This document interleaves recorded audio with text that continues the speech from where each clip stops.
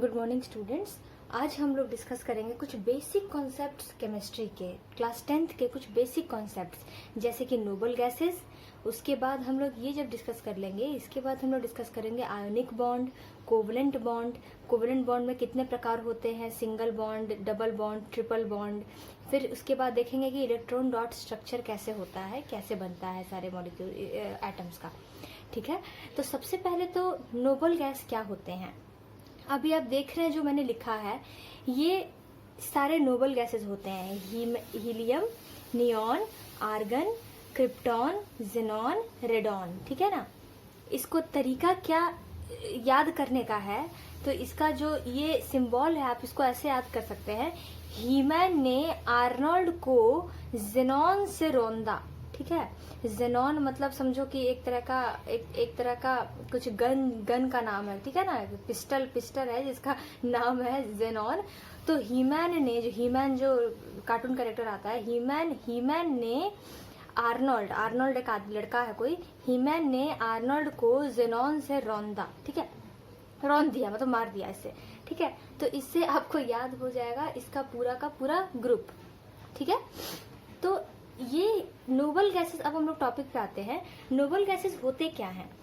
Noble gases वैसे तरह के गैस होते हैं जो कि एक सिंगल एटम की तरह एग्जिस्ट करते हैं। जैसे कि नोबल गैस को अगर मैं दिखाऊं, तो नोबल गैस अगर मैं यहाँ पे दिखाऊं तो नोबल गैस का मॉलिक्यूल्स ऐसे ऐसे एग्जिस्ट करेगा। ऐसे अगर इसको हवा में देखें तो ऐसे एग्जिस्ट करेगा।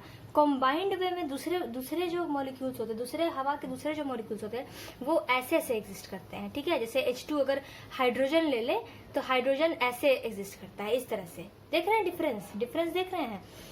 ये H2 है, ये हाइड्रोजन है। या O2, ऑक्सीजन भी इसी तरह से रहता है। ऑक्सीजन भी डबल मॉलिक्यूल ऐसे ऐसे करके ऐसे ऐसे एग्जिस्ट करता है। सिंगल अकेले नहीं वो लोग रह सकते हैं। या Cl2, Br2, सारे के सारे मॉलिक्यूल्स इसी तरह से एग्जिस्ट करते हैं। अकेले आर्गन, हीलियम, ये सारे इस तरह से एग्जिस्ट करते हैं। अकेले, इंडिपेंडेंट, अकेला। इन्हें अकेले रहने में ही मजा आता है। ये एक एटम जो है, एक परमाणु जो है, ये जो एक परमाणु है, इसे अकेला रहने में ही अच्छा लगता है इसे। ठीक है, तो यही डिफरेंस है। ये नोबल गैसेस होते हैं। इन्हें कहा जाता है इनर्ट गैस। इनर्ट मतलब कि जो रिएक्ट ना करे। ठीक है ना, ये किसी दूसरे के साथ कंबाइन नहीं करते हैं, ये रिएक्ट करते ही नहीं है। या इसे नोबल कहते हैं। नोबल एकदम स्थिर बैठे रहते हैं एकदम। देख रहे हो, अकेले एक बस ये ऐसे मॉलिक्यूल रहेगा। कभी भी दो कंबाइन आपको नहीं दिखेगा, 2 या 3 कंबाइन नहीं दिखेगा कभी भी। ठीक है, तो ये हो गया नोबल गैस का परिभाषा कि नोबल गैस क्या होते हैं, कि जो कि किसी के साथ जुड़े नहीं एंड ये अपने में रहते हैं। ठीक है, तो अब रीजन हमें पता करना होगा कि ऐसा क्यों है कि ये अपने में रहते हैं। बाकी दूसरे जो मैंने इधर बनाया, हाइड्रोजन का या ब्रोमीन का, ये लोग दो कंबाइंड ऐसे ऐसे करके मॉलिक्यूल्स रह रहे हैं, और ये सिर्फ अकेला एक रह, अपने में ये रह रहा है। आखिर ऐसा क्या है इसके अंदर कि ये अपने में ही खुश रह रहा है, ये इसे दूसरे से जुड़ने की जरूरत ही नहीं पड़ रही है। तो ये देखिए, ये तो पहले तो नाम है ये सारा, है ना, इसका सिंबल है, एटॉमिक नंबर है ये। अब देखिए यहाँ पे आपको समझना है KLMNOP, ये शेल्स हैं, आपको पता होना चाहिए ये शेल्स हैं, शेल्स। अब देखिए शेल्स, हीलियम का 2 है एटॉमिक नंबर, तो K शेल में 2, तो आउटर मोस्ट इलेक्ट्रॉन कितना है इसके पास, 2। नियॉन का 10 एटॉमिक नंबर होता है, तो 2 और 8। ठीक है, 2 8। अब L में 8 क्यों होता है ये अभी हम लोग देखेंगे थोड़ा सा, ये क्योंकि हायर क्लासेस में पढ़ना है, लेकिन मैं थोड़ा आपको समझाने के लिए अभी पढ़ा दूंगी थोड़ा सा कि L में 8 क्यों होता है। तो 8 है, यहाँ पे भी देखिए 8 है। ठीक है, आर्गन में 2 8 8, M शेल में 8 है, 8। फिर क्रिप्टॉन में 2 36 इसका एटॉमिक नंबर है, तो इसका है 2 8 18 8, फिर से 8 आ गया यहाँ पे। जेनॉन को देखते हैं, 54 है ना, 54, 54, यहाँ पर 54 है एटॉमिक नंबर। तो इसको जब हम लोग तोड़ेंगे तो कैसे तोड़ेंगे, 2, 8, 18, 18, क्योंकि 18 ही ये ले सकता है, m में 18 मैक्सिमम होता है, n का 32 मैक्सिमम होता है, ठीक है। ये भी हम लोग देखेंगे कैसे ये आ रहा है। 18, 18, 8, फिर से 8 आ गया। रेडॉन में देखते हैं 86, इतना बड़ा एटॉमिक नंबर है, इसको जब तोड़ेंगे 2, 8, 18, 32, 18, 8, फिर से 8 आ गया। तो यहाँ कुछ आपको कॉमन नहीं दिख रहा है, यहाँ पर बस एक हीलियम को छोड़ करके यहाँ पर सब में क्या कॉमन दिख रहा है, सब में 8 ही हैं। यानी कि ये सारे गैसेस में जो सबसे आगे वाला शेल जो है उसमें 8 ही इलेक्ट्रॉन है। आउटर मोस्ट शेल में 8 ही इलेक्ट्रॉन है, आउटर मोस्ट शेल में सिर्फ 8 इलेक्ट्रॉन है। और जब 8 इलेक्ट्रॉन हो जा रहे हैं तो ये एकदम स्टेबल हो जा रहा है, तभी तो ये किसी से जुड़ नहीं रहा है। ये सारे गैस किसी से जुड़ते नहीं है, ठीक है ना। यानी कि इसका रीजन ये है कि ये इसे स्टेबल ऑक्टेट कहा जाता है। ऑक्टेट ये ड्यूप्लेट होता है, सिर्फ एक मात्र ही एक नोबल गैस है जिसका कि 2 पे भी ये एकदम स्टेबल रहता है, एकदम स्थिर रहता है, दो इलेक्ट्रॉन पे भी, बाकी सारे 8 इलेक्ट्रॉन पे स्थिर रहते हैं। तो इससे हमें क्या पता चलता है कि सिर्फ नोबल गैस में क्यों स्थिर रहते हैं नोबल गैस, क्योंकि सब में 8, 8, 8, 8 होता है। और इससे एक और बात पता भी चलती है कि हाइड्रोजन 2 मॉलिक्यूल ऐसे कंबाइन क्यों कर रहा है, या क्लोरीन कंबाइन क्यों कर रहा है, ब्रोमीन कंबाइन ऐसे क्यों कर रहा है, क्योंकि उन्हें यही 8 चाहिए। उनके आउटर मोस्ट शेल में 8 है ही नहीं उनके पास, आइदर 7 है या 6 है या कुछ भी है। सोडियम या कोई भी मेटल या कोई भी नॉन मेटल, ठीक है, सिर्फ यही नहीं, कोई भी मेटल या कोई भी नॉन मेटल रिएक्शन क्यों करता है, केमिकल बॉन्डिंग क्यों करता है। ये चैप्टर जो आप लोग को पढ़ना है केमिकल बॉन्डिंग, इसमें आप लोग को सोचना चाहिए कि आखिर कोई भी मेटल या नॉन मेटल क्यों रिएक्ट कर रहा है। रिएक्ट इसीलिए कर रहा है क्योंकि उसको ये 8 चाहिए नंबर अपने अंदर उसको ये 8 चाहिए। तो सबसे पहले तो हम लोग यहाँ पे ये देख लेते हैं, आप लोगों को कंफ्यूजन बहुत हो रहा होगा कि ये n में 32 कैसे हो रहा है। ये अभी आप लोगों को पढ़ना नहीं है, लेकिन फिर भी इस चीज को आप थोड़ा समझ जाइए कि ये थोड़ा हायर क्लासेस का ये चीज है। लेकिन आज मैं आपको थोड़ा समझा देती हूँ ताकि आपको इजी हो समझने में कि आखिर n शेल में 32 मैंने क्यों लिखा है, या फिर m शेल में 18, 18 ये कहाँ से आ रहा है, ठीक है।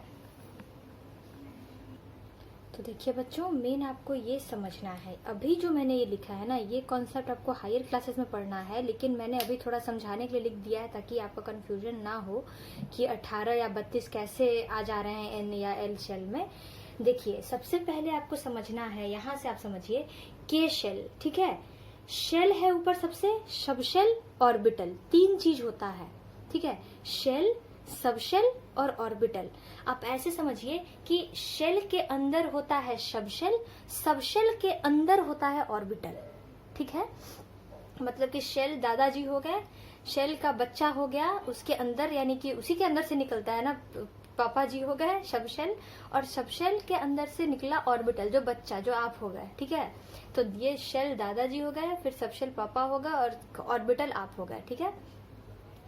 तो सबसे पहला के लेते हैं, के शेल का सबशेल सिर्फ एक होता है, कौन सा होता है, एस, उसको एस कहते हैं। यही हम लोग पीरियोडिक टेबल में भी देखेंगे आगे, मैं पीरियोडिक टेबल पे भी एक वीडियो बनाऊंगी जिसमें मैं बताऊंगी। एस ब्लॉक जो हम लोग कहते हैं वो यही होता है जिसमें इलेक्ट्रॉन जिस भी एलिमेंट में इस वाले शेल में जाता है, सॉरी सबशेल में जाता है, एस वाले में, आइदर इसमें जाएगा या एल वाले के एस वाले में जाएगा या एम वाले के एस में जाएगा। जब भी इलेक्ट्रॉन एस में जाएगा तो वो एस ब्लॉक एलिमेंट हो जाएगा, है ना। जो हम लोग पीरियोडिक टेबल में एस ब्लॉक एलिमेंट आप लोग सुनते होंगे, हम लोग बोलते हैं, तो वही होता है कि ये एस है, ठीक है। तो के शेल का एक बच्चा हुआ, कौन, सबशेल, सबशेल के शेल के अंदर सबशेल, इसके अंदर है ये सबशेल, ठीक है ना। तो के अंदर क्या है, एक ही है सिर्फ सबशेल, और सबशेल का उसके अंदर क्या है, ऑर्बिटल कितना है, एक ही ऑर्बिटल है, ठीक है। अब एक ऑर्बिटल है इसके अंदर, अभी इधर छोड़ दीजिए, एक ऑर्बिटल है यहाँ पे, ठीक है, खत्म है, ठीक है। अब एल आते हैं, एल जो शेल है उसके अंदर 2 बच्चा हुआ उसका, एस और पी, ठीक है, एस और पी ब्लॉक, यही पी ब्लॉक है, जिसमें इलेक्ट्रॉन पी में घुसे वो पी ब्लॉक एलिमेंट हो जाता है, ठीक है। तो एल शेल हुआ एल, इसके अंदर जब देखा गया तो इसके अंदर 2 सबशेल होते हैं, एस और पी। अब देखिए एस में ऑर्बिटल 1 था, एस में ऑर्बिटल 1 था, एस के अंदर ऑर्बिटल 1 था। हम लोग ने देखा था एस का ऑर्बिटल कितना होता है, 1 होता है एस का। एस के अंदर जो एस का बचा हुआ होता है वो बस 1 ही होता है, ठीक है। तो एस के अंदर तो इसमें भी 1 होगा। पी का कितना बच्चा होता है, 3 बच्चा होता है। पी का 3 ऑर्बिटल है पी का, ठीक है। तो टोटल एल के पास कितने ऑर्बिटल हो गए, 3 + 1 4 है ना, 4 हो गए, क्योंकि एस पी 2 सबशेल है इसके अंदर। इसे समझिएगा अच्छी तरह से। एल है सेल, ठीक है। एल हो गया दादाजी, इनके 2 बच्चे हुए सबशेल 2 बच्चे हुए, एस और पी। एस का तो एक ही बेबी होता है हमेशा, यहाँ से हमने देखा है। एस का हमेशा 1 ऑर्बिटल होगा, 1 ही ऑर्बिटल होगा एस का, ठीक है। पी का ऑर्बिटल कितना होगा, 3 ऑर्बिटल होगा पी का, हमेशा 3 ऑर्बिटल होगा पी का। तो पी का ऑर्बिटल 3 हो गया, 3 बच्चा इसका हुआ और इसका 1 बच्चा हुआ। तो टोटल ऑर्बिटल्स इस शेल में ऑर्बिटल टोटल कितने हो गए, 3 + 1 4, ठीक है। 4 ऑर्बिटल एल में हो गए। अब एम पे आते हैं। एम शेल है, एम शेल में 3 सबशेल होता है, एक एक बढ़ते जाता है। देखिए एक एक बढ़ रहा है ना, एक एक शेल के साथ एक एक बच्चा बढ़ते जाता है सबका। एम का कितना बच्चा हुआ, एस पी डी। अब यही डी एलिमेंट डी ग्रुप भी आप लोग देखते होंगे जो कि पीरियोडिक टेबल में होता है, यानी कि जिस एलिमेंट में इस वाले सबशेल में इलेक्ट्रॉन घुसता है उसको हम लोग डी ब्लॉक में डाल देते हैं, ठीक है। तो इसके कितने बच्चे हो गए, इस शेल के कितने बच्चे हो गए, 3 बच्चे हो गए, एस पी डी। अब आप बताइए एस का कितना होता था, 1 है, ठीक है। पी का कितना हम लोग पढ़े थे, 3, तो 3 इसका भी बच्चा है, 3 है। डी का होता है 5। इधर में भी देखिए 2 से बढ़ता जाता है, इधर में भी 2 से ही बढ़ता जाता है। 1 से 3 हुआ, 3 से 5 हो गया, मतलब डी का 5 होता है, हमेशा याद रखिएगा। डी का 5 होता है, 2 से बढ़ते आता है। तो टोटल बच्चे कितने, टोटल ऑर्बिटल्स कितने हो गए, 5 6 7 8 9 ऑर्बिटल्स टोटल एम में हो गए, है ना। टोटल ऑर्बिटल्स एम में 9 हो गए। अब एन देखते हैं। तो अब एन में जब देखेंगे तो क्या देखेंगे, एन में है, एन का कितना बचा हुआ, एस पी डी एफ, 4 बच्चे हो गए, एफ भी आ गया इसमें, है ना। तो एस का कितना आपको पता है, एस का 1 होता है, एस का 1 हो गया। पी का आपको पता है 3 होता है, 3 हो गया। डी का आपको पता है 5 होता था डी का, तो डी का 5 हो गया। और फिर एफ का कितना हो जाएगा, 7 हो जाएगा। 5 से फिर 2 बढ़ गया, 7 हो गया। जैसे 1 से 2 बढ़ गया था तो 3 हो गया था पी का, उसी तरह से जैसे कि पी से 2 बढ़ गया तो हो गया डी का, यानी कि 3 से 5, वैसे ही 5 से 7 हो जाएगा एफ का, है ना। तो याद रखना है एफ का 7, आप लोग याद भी रख सकते हैं कि डी का 5 होता है, एफ का 7 होता है, ये 2 से बढ़ते चला जाता है। तो एन में टोटल ऑर्बिटल्स कितना हो जाएगा, 7 + 3 10 15 16 16 ऑर्बिटल टोटल एन में हो जाएगा, है ना। हम सीधे रिलेशन बता रहे हैं आपसे और आपके दादाजी से, ठीक है। ये बीच में हम अभी नहीं ले रहे हैं, ठीक है, क्योंकि आपको सीधे ऑर्बिटल से ही निकलता है वो कि कितना इलेक्ट्रॉन्स इसमें आता है, ठीक है। फिर से हम लोग देखते हैं एक बार, कहीं कंफ्यूजन अगर होगा तो आपको क्लियर हो जाएगा। शेल, सबसे पहला शेल लेते हैं के शेल, सबसे बड़ा शेल, सबसे न्यूक्लियस के पास होता है ये के शेल, बड़ा नहीं, सबसे न्यूक्लियस के सबसे पास में होता है। इस शेल के अंदर एक सबशेल है जिसका नाम है एस, और ये एस के अंदर एक ऑर्बिटल है, कौन सा, 1, एक ही ऑर्बिटल है, ठीक है। एल शेल देखते हैं, इस शेल के पास 2 सबशेल है, कौन सा, एस और पी। तो और एस के पास आपको पता है 1 ऑर्बिटल होता है, और पी के पास 3 ऑर्बिटल होता है, 2 बढ़ जाता है, 3 हो जाता है, ठीक है। तो टोटल ऑर्बिटल यहाँ पर एल के पास कितना हो गया, 4, है ना, 3 + 1 4। एम के पास 3 सबशेल होता है, एस पी डी। अब एस का आपको पता है 1 होता है, पी का पता है आपको 3 ऑर्बिटल होता है, डी का पता है आपको कि 5 होता है, 2 और बढ़ गया, जैसे यहाँ बढ़ा था वैसे 2 और बढ़ गया। तो टोटल कितना ऑर्बिटल हो गया एम के पास में, 5 6 7 8 9 ऑर्बिटल हो गया इसका। एन शेल है, एन शेल है। एन शेल के पास कितना सब शेल होता है, इसका कितना बच्चा हुआ, तो 4 बच्चे हुए। और इस चारों के कितने कितने बच्चे हैं, तो यहाँ पर लिखा हुआ है। एस का हमेशा 1 बच्चा होता है, पी का हमेशा 3 बच्चा होता है, डी का हमेशा 5 बच्चा होता है, और एफ का हमेशा 7 बच्चा होता है। तो टोटल क्रिएट यहाँ पे देखिए कितने, इस दादा जी के कितने बच्चे हुए, इस शेल का कितना ऑर्बिटल्स हो गया टोटल। तो यहाँ पर जब काउंट करेंगे इसको तो ये 16 आएगा। अब समझने वाली बात है, इतना आपने जब समझ लिया तब अब समझिए, एक ऑर्बिटल में यानी आप में एक ऑर्बिटल में 2 इलेक्ट्रॉन हो सकते हैं, ना ही कम हो सकते हैं और ना ही ज्यादा हो सकते हैं। एक ऑर्बिटल में मैक्सिमम 2 इलेक्ट्रॉन हो सकते हैं, ना कम ना ज्यादा। तो के शेल में मैक्सिमम कितना ऑर्बिटल था, 1 ही आया था, तो उसमें कितने इलेक्ट्रॉन आ गए, 2 इलेक्ट्रॉन आ गए। एल शेल में मैक्सिमम कितना ऑर्बिटल, इसीलिए मैं डायरेक्ट ऑर्बिटल का बात कर रही थी अभी। एल शेल में कितने ऑर्बिटल हैं, 3 + 1 4। तो अगर एक ऑर्बिटल में 2 इलेक्ट्रॉन आ सकते हैं तो 4 ऑर्बिटल में टोटल इलेक्ट्रॉन कितने आ सकते हैं, 8, है ना। 8 4 2 8, टोटल इलेक्ट्रॉन 8 आ जाएंगे। एक ऑर्बिटल में 2 इलेक्ट्रॉन रह सकते हैं, ठीक है ना, 2 ही, ना कम ना ज्यादा। हमेशा इस चीज को एकदम अपने दिमाग में आप बैठा लीजिए कि ऑर्बिटल में, एक ऑर्बिटल में, ये ऑर्बिटल जो है, एक ऑर्बिटल में 2 इलेक्ट्रॉन होते हैं हमेशा, ठीक है।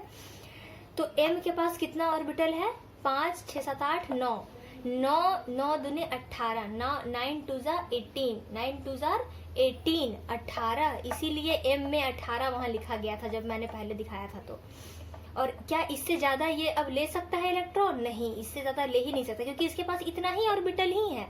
इससे कम भले ही ले सकता है, कम इससे ले सकता है। इस 5 में इलेक्ट्रॉन नहीं आएगा, इस सिर्फ 1 1 और 3 में आएगा। इस 5 में इलेक्ट्रॉन नहीं भरेगा, है ना। तो सिर्फ ये ऐसे हो सकता है, लेकिन यहाँ पे ये मैक्सिमम इलेक्ट्रॉन ये इतना ले सकता है, 18, ठीक है। अब एन में टोटल कितना ऑर्बिटल है, 7 + 3 10 15 16 ऑर्बिटल है, 16 ऑर्बिटल है। एक ऑर्बिटल में 2 हम लोग ले सकते हैं, बता सकते हैं, तो बताए थे आपको। तो 16 ऑर्बिटल में कितना ले लेंगे, 32। इसीलिए एन में 32 हम लोग देखे कि हम लोग का जो पहले का जो आप लिखे, पहले वाला लिख लीजिएगा वीडियो का देख करके उसको, 32। इसीलिए रेडॉन के केस में हमने देखा था कि 32 वहां एन शेल में 32 आ गया था। मैक्सिमम है इतना, है ना, इससे ज्यादा ये नहीं ले सकता है। हाँ, कम भले ही ले सकता है। ये 32 तो तब आ रहा है जब ये सारा ऑर्बिटल भर गया ना, ये सारे ऑर्बिटल को आप भर दिए हैं इलेक्ट्रॉन से, तब 32 आ रहा है। मान लीजिए कि ये 7 ऑर्बिटल को मैं ना भरूं, ये 7 ऑर्बिटल को ना भरूं, तब कितना इसका होगा, 5 6 7 8 9, 9 दूनी 18, 9 2 18, 18। अब 18 आ जाएगा। तो 18 एन शेल में 18 देखिए किस में होता है, एन शेल में 18 जेनॉन में होता है आपको, ठीक है। जेनॉन में एन में 18 ही होता है। अब समझ में आ रहा है क्यों, क्योंकि उसमें 7वां ये शेल, एफ शेल भरा नहीं, उसमें एफ सब शेल में इलेक्ट्रॉन गया ही नहीं, इसीलिए उसमें सिर्फ 18 इलेक्ट्रॉन्स हैं। अब समझ में आ गया। इसके पहले जो मैंने बताया था, इसके पहले जो लिखा था उसको आप देखिएगा, उसमें जेनॉन में सिर्फ 18 है, लेकिन जस्ट नीचे रेडॉन में एन ही शेल में 32 हो गया है। तो एक में 18 है, एक में 32 है। तो 32 क्यों है, क्योंकि उसमें एफ भर जा रहा है, तो 32 पूरा आ जा रहा है। और यही एफ को मैं 7वां को नहीं भरूं, इसको छोड़ दूं, सिर्फ इतना ही 5 6 7 8 9, 9 दूनी 18, तो उसमें 18 आ जाएगा उतना, है ना। तो इस तरह से ये काम करता है। अब आपको समझ में आ गया इलेक्ट्रॉनिक कॉन्फ़िगरेशन। अब बढ़ते हैं हम लोग आयोनिक बॉन्ड की तरफ, ठीक है। अब हम लोग सीखेंगे कि आखिर केमिकल बॉन्डिंग क्यों होता है। ये चीज़ तो आपको पता है कि स्टेबल इलेक्ट्रॉनिक कॉन्फ़िगरेशन लेने के लिए होता है, जो कि इनर्ट गैस का जो हम लोग देखे थे नोबल गैस, उसको वैसा बनने के लिए होता है। अब जैसे हम लोग लेते हैं एक एग्जाम्पल NaCl, ठीक है, NaCl लेते हैं, ठीक है। तो Na और Cl क्यों जुड़ा, दोनों जुड़ा क्यों, पहले Na था और Cl था, अलग अलग एटम था, ठीक है, अलग अलग एटम था। ये दोनों जुड़ करके ये क्यों बनाया, ठीक है, ये दोनों जुड़ करके NaCl क्यों बना दिया। तो देखिए,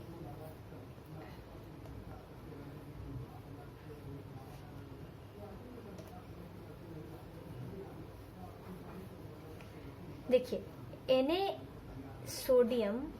सोडियम का होता है 281, 11 11 होता है सोडियम का एटॉमिक नंबर।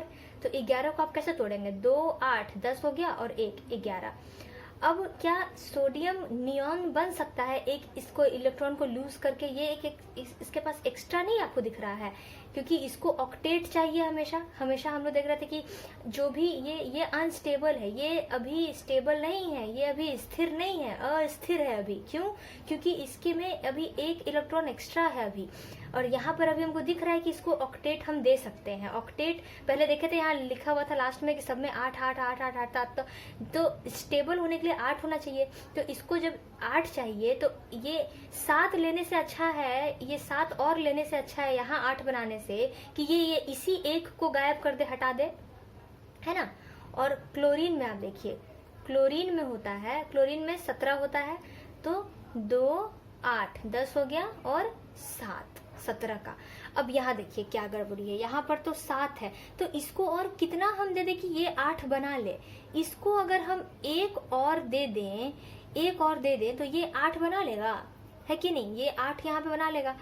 तो ये जब इसको लूज करता है, ये जब अपने एक इलेक्ट्रॉन को हटाता है, तो हम लोग इसको कहते हैं Na+, पॉजिटिव चार्ज चढ़ जाता है। ठीक है, ये क्यों ऐसा होता है? क्योंकि देखिए इसको समझने के लिए, ये पॉजिटिव चार्ज, एक इलेक्ट्रॉन हटाया तो एक पॉजिटिव चार्ज चढ़ गया। 2 अगर हटाता इलेक्ट्रॉन, मान लीजिए 2 इलेक्ट्रॉन हटा देता तो यहाँ 2+ हो जाता, लेकिन यहाँ एक इलेक्ट्रॉन हटाया तो Na+ हम लोग कहते हैं। ये क्यों करते हैं? क्योंकि देखिए अभी ये देखिए, यहाँ पर मान लीजिए कि एक मॉलिक्यूल है जिसमें कि 3 पॉजिटिव चार्ज है, 3 नेगेटिव चार्ज है। ठीक है, 3 पॉजिटिव चार्ज 3 नेगेटिव चार्ज है, ये सब तीनों सब एक दूसरे को ये दोनों जुड़ जाएगा, ये दोनों जुड़ जाएगा, ये दोनों जुड़ जाएगा, तो पूरा न्यूट्रल हो गया, न्यूट्रल पूरा हो गया। लेकिन इसमें से अगर हम एक नेगेटिव हटा दें, एक इलेक्ट्रॉन हटा दें, तो ये दोनों तो न्यूट्रल हो गया, तो ये दोनों न्यूट्रल हो गया, ये दोनों पूरा न्यूट्रल है, लेकिन एक पॉजिटिव चार्ज एक्स्ट्रा हो गया ना, यही तो ये पॉजिटिव चार्ज चढ़ गया इस पर, समझ गया ना? यही पॉजिटिव चार्ज इस पर चढ़ गया। तो ये चीज है। तो इसको हम लोग कहते हैं, जब ये पॉजिटिव चार्ज चढ़ जाए सोडियम पे, तो इसको हम लोग कहते हैं कटायन। क्या कहते हैं? कटायन कहते हैं इसको। ठीक है, इसको हम लोग क्या कहते हैं? कटायन। अब जब क्लोरीन का देखिए, अब क्लोरीन में क्या है? क्लोरीन को हम लोग ले लेते हैं। क्लोरीन में भी अब जब एक इलेक्ट्रॉन इसको कितना चाहिए? एक ही इलेक्ट्रॉन चाहिए ना अपना 8 पूरा करने के लिए। अब ये देखिए, सबसे पहले इसमें देखिए, ये जब एक इलेक्ट्रॉन लूज कर गया तो इसमें क्या हो गया? 2 8, है ना। ये तो स्टेबल हो गया, 8 हमको लास्ट में मिल गया। 8 हमको ये लास्ट में 8 लाना रहता था, तो एक को लूज करके 8 ला दिया ये। अब क्लोरीन को देखते हैं। क्लोरीन में एक इलेक्ट्रॉन चाहिए, तो क्लोरीन क्या करेगा? ये इलेक्ट्रॉन किसको दे देगा? यही Cl को दे देगा। ये जो इलेक्ट्रॉन एक निकल मिल रहा है, ये कहाँ से मिल रहा है? ये सोडियम से मिल रहा है क्लोरीन को। तो सोडियम से क्लोरीन को मिल रहा है हमेशा से एक इलेक्ट्रॉन। ठीक है, तो इसके बाद क्या होगा? इसके बाद ये एक इलेक्ट्रॉन लेगा सोडियम से, एक इलेक्ट्रॉन खींच के लेगा सोडियम से, और ये नेगेटिव यहाँ पर चढ़ जाएगा इस पर चार्ज। क्यों? क्योंकि एक इलेक्ट्रॉन इसमें से खींच के ये लिया है इलेक्ट्रॉन, एक एक्स्ट्रा इलेक्ट्रॉन इसमें मिल गया है सोडियम से, और इसको हम लोग क्या कहेंगे? ANION, अनायन इसको कहते हैं। ठीक है, और इसका इलेक्ट्रॉनिक कॉन्फ़िगरेशन क्या हो जाएगा? 2 8 7 की जगह 8 हो जाएगा, क्योंकि ये एक इलेक्ट्रॉन निकाल लिया, सोडियम से एक इलेक्ट्रॉन निकाल लिया, है ना। तो अब Na+ और Cl-, अब एक पॉजिटिव चार्ज यहाँ चढ़ गया। क्यों? क्योंकि एक इलेक्ट्रॉन इसको वहां सोडियम से मिल गया था। तो अब ये दोनों जुड़ करके बना देगा, क्या दोनों जुड़ करके बनाएगा? Na+ Cl-, ठीक है। तो अब एक एग्जाम्पल लेते हैं MgCl2, दूसरा एग्जाम्पल लेते हैं MgCl2 का। ठीक है, इसमें भी वही है, Mg का फॉर्मूला क्या होता है? 2 8 2, है ना। सोडियम मैग्नीशियम 2 8 9 10 11 12 होता है Mg का। इसको भी स्टेबल ऑक्टेट चाहिए, जैसा कि हम लोग पहले देख रहे थे, जो कि इधर लिखा हुआ था, यहाँ पर जो मैंने लिखा था स्टेबल ऑक्टेट, इसको भी चाहिए था। तो अब क्या होगा, अब क्लोरीन का भी वैसे ही है, क्लोरीन दो क्लोरीन है, यानी कि यहाँ पे दो क्लोरीन है। एक क्लोरीन यहाँ पर है जो कि 287 है, और दूसरा क्लोरीन यहाँ पर है 287 है ना। अब ये ऐसे है, तो अब ये क्या करेगा, ये 2 इलेक्ट्रॉन लूज कर देगा, हटा देगा 2 इलेक्ट्रॉन, इसको एक इलेक्ट्रॉन यहाँ पे इसको दे देगा, एक इलेक्ट्रॉन इसको दे देगा यहाँ पर, और दूसरा इलेक्ट्रॉन इसको दे देगा यहाँ पर, एक इलेक्ट्रॉन इसको यहाँ पर दे देगा, है ना। तो क्या हो जाएगा, mg हो जाएगा 28, है ना। ये तो 2 इलेक्ट्रॉन लूज कर गया, और 2 इलेक्ट्रॉन लूज किया यानी कि 2+ दो चार्ज चढ़ जाएगा, और दोनों क्लोरीन में क्या हो जाएगा, एक क्लोरीन को एक मिला, यहाँ से 7 से 8 ये बन जाएगा, तो ये क्या बन जाएगा, क्लोरीन माइनस, और दूसरा भी हो जाएगा Cl माइनस। ये दोनों जुड़ेगा यहाँ पर तो देखिए MgCl2 न्यूट्रल क्यों हम लोग लिख रहे हैं, क्योंकि यहाँ 2 पॉजिटिव चार्ज है, यहाँ एक नेगेटिव, यहाँ भी दूसरा नेगेटिव है। जब ये दोनों जुड़ेगा तो क्या बनाएगा, MgCl2। ये न्यूट्रल है, इसमें कोई चार्ज नहीं है। क्यों, क्योंकि यहाँ पर भी 2 पॉजिटिव चार्ज था और यहाँ पर भी 2 नेगेटिव चार्ज है, तो 2 पॉजिटिव 2 नेगेटिव दोनों जुड़ करके न्यूट्रल बना दिया। तो ऐसे बॉन्ड को हम लोग कहते हैं आयोनिक बॉन्ड, जिसमें कि आयोनिक बॉन्ड। तो आयोनिक बॉन्ड कैसा बॉन्ड होता है, जो कि फॉर्म करता है एक मेटल और एक नॉन मेटल। मैग्नीशियम मेटल है, क्लोरीन नॉन मेटल है। तो ऐसा बॉन्ड जो कि एक मेटल और एक नॉन मेटल के बीच में फॉर्म करता है by transfer of electrons. Electron यहाँ दिया जा रहा है, ठीक है, यहाँ पर शेयर नहीं हो रहा है, यहाँ दिया जा रहा है, ये दे रहा है इलेक्ट्रॉन। तो ऐसा बॉन्ड जो कि मेटल और नॉन मेटल के बीच में बनता है इलेक्ट्रॉन का देने के द्वारा, इलेक्ट्रॉन लिए देने जाने के द्वारा, इस तरह के बॉन्ड को हम लोग कहते हैं आयोनिक बॉन्ड। यहाँ पे इलेक्ट्रॉन ये दे दिया, अपना मैग्नीशियम दोनों इलेक्ट्रॉन दे दिया, एक क्लोरीन को दे दिया, दूसरा भी क्लोरीन को दूसरे वाले क्लोरीन को दे दिया, तो ये आयोनिक बॉन्ड हो गया, जिसमें कि इलेक्ट्रॉन को दे दिया गया और दूसरा वाला ले लिया। तो लेन देन जिसमें है, एक दे रहा है, एक दूसरा ले रहा है, वैसे बॉन्ड को आयोनिक बॉन्ड हम लोग कहते हैं, ठीक है। एक लास्ट एग्जांपल देखते हैं हम लोग आयनिक बॉन्ड का, सोडियम फ्लोराइड NaF, ठीक है। तो Na में क्या होता है, K shell L shell M shell में कैसे रहेगा, KLM में कैसे रहेगा 281, है ना। 8 रहेगा L शेल में, आपको पता है 28, K शेल में 2 रहता है मैक्सिमम। 8 मैंने दिखाया था इसके पहले कि L शेल में 8 कैसे रहता है, तो इसमें क्योंकि S P दोनों रहता है तो 6 हो गया P में और 2 हो गया S में, तो टोटल 8 हो गया, M में 1, ठीक है। तो ये क्या करेगा, इसको लूज करेगा, इसको हटाएगा अपने में से, और किसको देगा, तो फ्लोरीन का क्या होता है KLM। फ्लोरीन का जो होता है, फ्लोरीन का कैसे होता है, फ्लोरीन का 9 होता है ना, तो 9 में क्या हो जाएगा 2 7, इसमें होता ही नहीं है, कुछ भी नहीं होता है, इसको हटा दीजिए। KL इसमें 2 7, तो इसमें इसको क्या चाहिए, क्या आप ही बताइए, इसमें क्या चाहिए, इसको 8 करना है हमको, है ना, इस वाले को 8 करना है, तो इसको ये इलेक्ट्रॉन जा करके इसको दे देगा यहाँ पर, है ना। तो ये इलेक्ट्रॉन जब लूज कर देगा तो कैसे बनेगा, Na प्लस पॉजिटिव चार्ज बन जाएगा, एक ही पॉजिटिव चार्ज चढ़ेगा क्योंकि एक इलेक्ट्रॉन लूज किया, ये बन जाएगा KL में 28, है ना, और ये F में क्या बन जाएगा 28 बन गया, और ये यहाँ पे क्योंकि एक इलेक्ट्रॉन ले लिया तो F माइनस हो जाएगा ये, तो ये दोनों जुड़ करके क्या बन जाएगा NaF, Na plus F minus.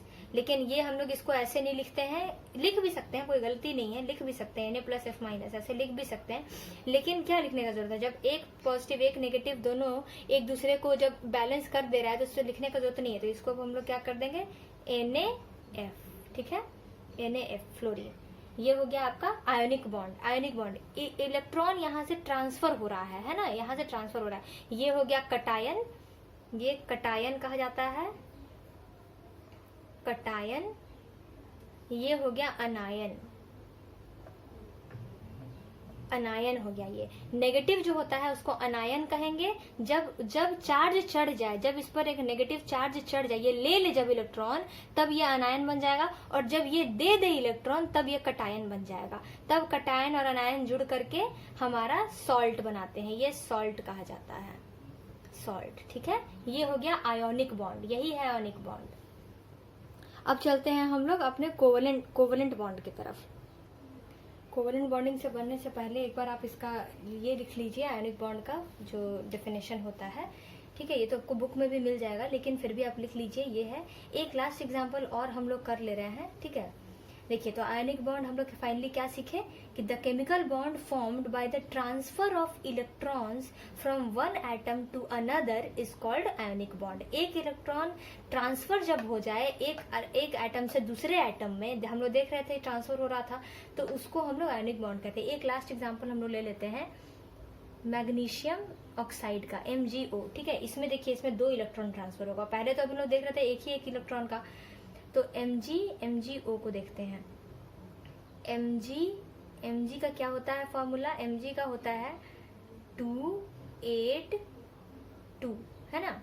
Mg का होता है 282 और ऑक्सीजन का होता है 26, यानी K शेल में 2 होता है और L शेल में 6 होता है। ठीक है, तो अब इसमें क्या होगा कि अब इसमें ये 2 इलेक्ट्रॉन जो है, इसमें क्या, इसको भी ऑक्टेट लेना है, इसको भी ऑक्टेट लेना है। तो ये यहाँ 2 है, तो ये 6 लेने से अच्छा इस 2 को गवा देगा। इस 2 को यहाँ से अगर ये हटा दे तो ऑक्टेट आ जाएगा इसका यहाँ पे, है ना।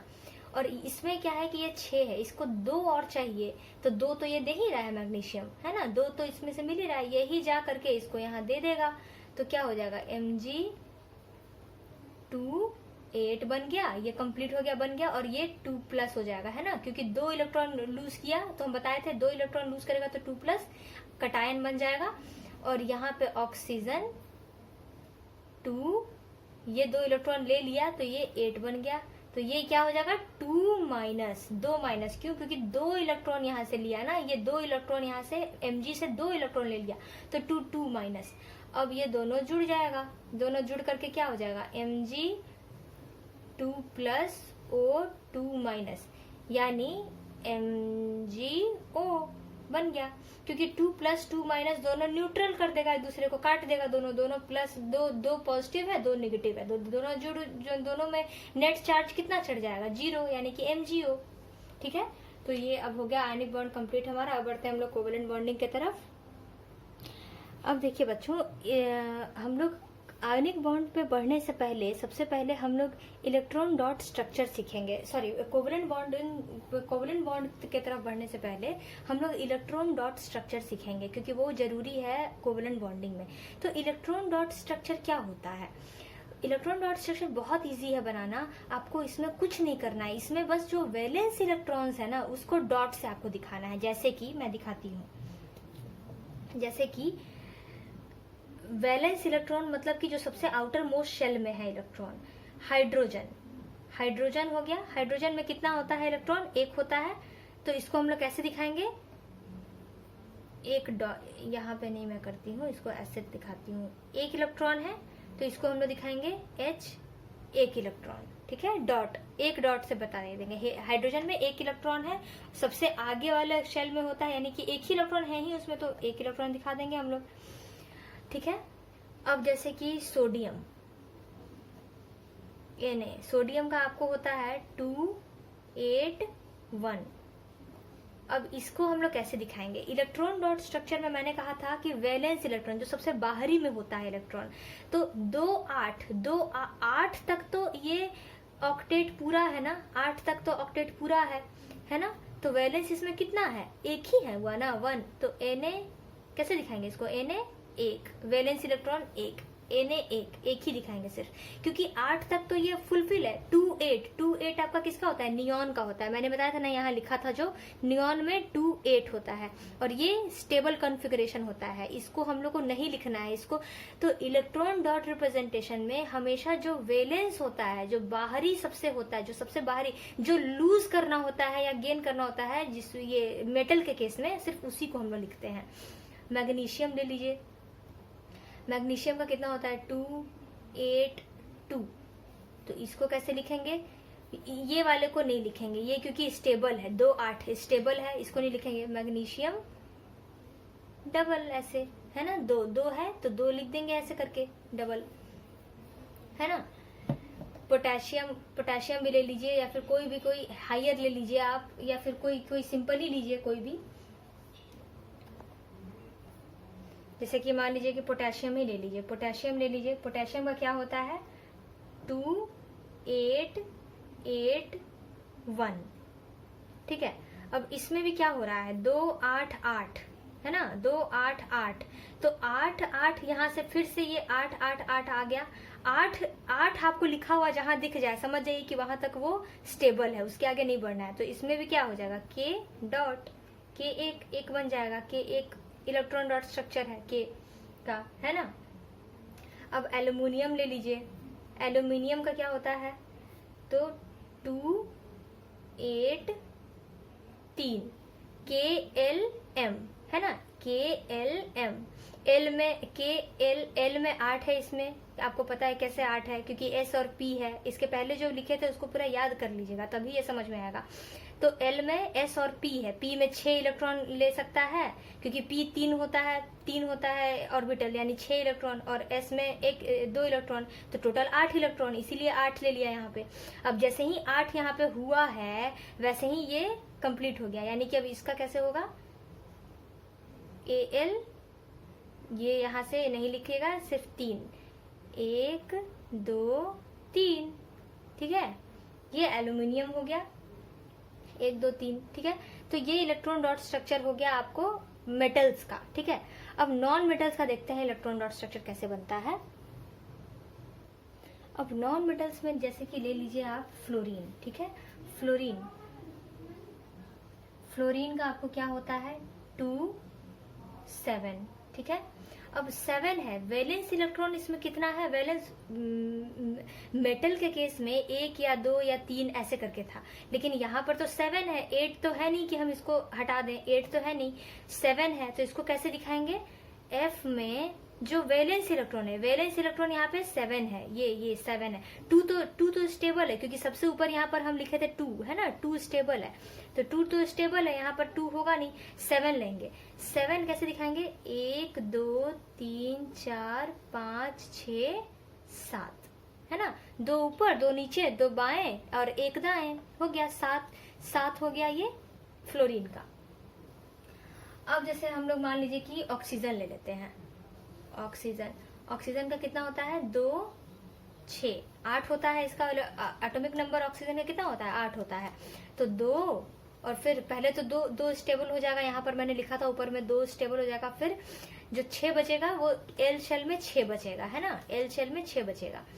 तो इसमें आपको ये कितना है, वैलेंस इलेक्ट्रॉन्स कितने हैं 6, तो इसका कैसे बनेगा ऑक्सीजन का 1 2 3 4 5 6, ठीक है ना। सिर्फ वैलेंस दिखाना है, इलेक्ट्रॉन डॉट स्ट्रक्चर में सिर्फ वैलेंस इलेक्ट्रॉन जो बाहर में है 2 या 8, ये सब के बाद जितना इलेक्ट्रॉन जो कि 2 और 8 न हो उतना दिखाना है, नंबर 2 और 8 न हो उतना दिखाना है।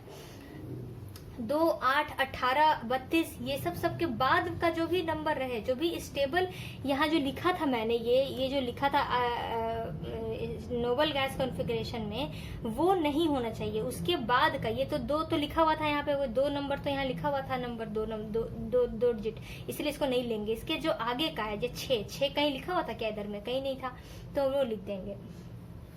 अब जैसे देखिए नाइट्रोजन को लेते हैं।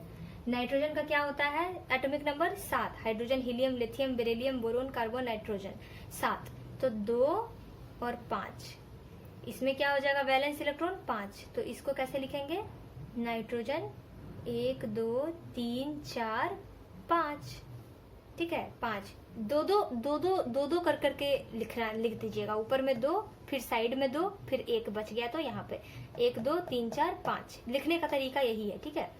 नाइट्रोजन हो गया। अब मान लीजिए कि आप सल्फर ले लीजिए,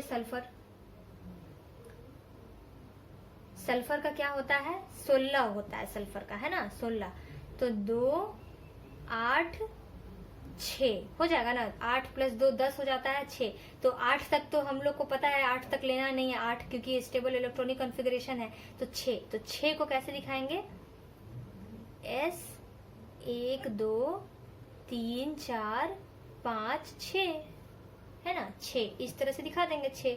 बस वैलेंस इलेक्ट्रॉन दिखाना है जो कि 8 या 2 ये सब नहीं हो, इस तरह का नहीं हो, 2 या 8 या 18 या 32 इस तरह का नंबर नहीं हो। बाकी कोई भी नंबर हो उसको हम लोग दिखाएंगे, ठीक है ना। तो ये इस तरह से हो गया। ये हो गया आपका नॉन मेटल का रिप्रेजेंटेशन। ये सारे नॉन मेटल्स है, ठीक है ना। नॉन मेटल का रिप्रेजेंटेशन, इलेक्ट्रॉन डॉट रिप्रेजेंटेशन, ठीक है। और एक एग्जांपल ले लेते हैं क्लोरीन का। क्लोरीन का क्या होता है, 2 8 7 17 होता है क्लोरीन का। सल्फर क्लोरीन है ना 17, तो 2 8 7। तो इसका कैसे बनाएंगे, 2 8 तक तो ठीक है, 7 बना देंगे, 7 वाला चाहिए।